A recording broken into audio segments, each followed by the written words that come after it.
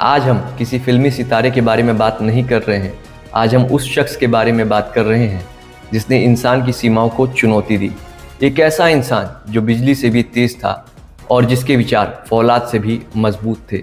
और उस महान व्यक्ति का नाम था ब्रूस ली। क्या आपने कभी सोचा है कि मात्र 5 फीट 7 इंच का एक दुबला पतला इंसान पूरी दुनिया के लिए शक्ति का प्रतीक कैसे बन गया? लोग कहते हैं कि ब्रूस ली के पास कोई जादुई शक्ति थी, लेकिन सच यह है कि उनके पास कोई जादुई शक्ति नहीं थी, बल्कि अनुशासन की पराकाष्ठा थी। ब्रूस ली ने कहा था, मैं उस आदमी से नहीं डरता जिसने 10,000 किक्स का अभ्यास एक बार किया हो, बल्कि मैं उस आदमी से डरता हूं जिसने एक ही किक का अभ्यास 10,000 बार किया हो। यह गहराई है उस एकाग्रता की जो आज हमें अपने जीवन में उतारनी है। ब्रूस ली के जीवन पर आधारित यह वीडियो आपकी सोच को पूरी तरह से बदल देगी। तैयार हो जाइए उस यात्रा के लिए जहां हम नामुमकिन शब्द को अपनी डिक्शनरी से मिटा देंगे। ब्रूस ली का जन्म अमेरिका में हुआ, परवरिश हांगकांग में हुई। बचपन से ही वे बागी थे।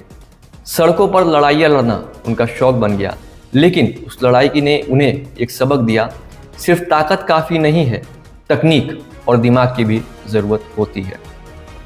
जब वे अमेरिका वापस आए तो उनके पास न पैसा था न पहचान। वे रेस्टोरेंट में बर्तन धोते थे, टेबल साफ करते थे, लेकिन उनके मन में एक विजन था।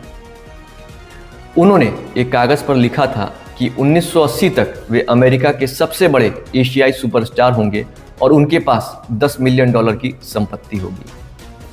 क्या आपने कभी अपना लक्ष्य कागज़ पर लिखा है? ब्रूस ली ने सिखाया कि जब तक आप अपने सपनों को स्पष्ट नहीं करते, वे सिर्फ सपने ही रहते हैं, हकीकत नहीं बनते। उन्होंने हॉलीवुड के दरवाज़ों को खटखटाया, लेकिन उन्हें ठुकरा दिया गया क्योंकि वे एशियन थे। गोरे लोगों के उस दौर में एक चीनी मूल के व्यक्ति को लीड रोल मिलना असंभव था। लेकिन ब्रूस ली ने क्या किया? उन्होंने हार नहीं मानी। उन्होंने अपनी खुद की शैली विकसित की, जीट कुने डो। अब बात करते हैं ब्रूस ली के जीवन के सबसे बड़े दर्शन की। पानी बनो। अपने मन को खाली करो, निराकार बनो पानी की तरह। जब आप पानी को कप में डालते हैं, वह कप बन जाता है। जब आप पानी को बोतल में डालते हैं, वह बोतल बन जाता है। पानी बह सकता है और पानी टकरा भी सकता है। पानी बनो मेरे दोस्त। इसका मतलब क्या है? इसका मतलब है लचीलापन।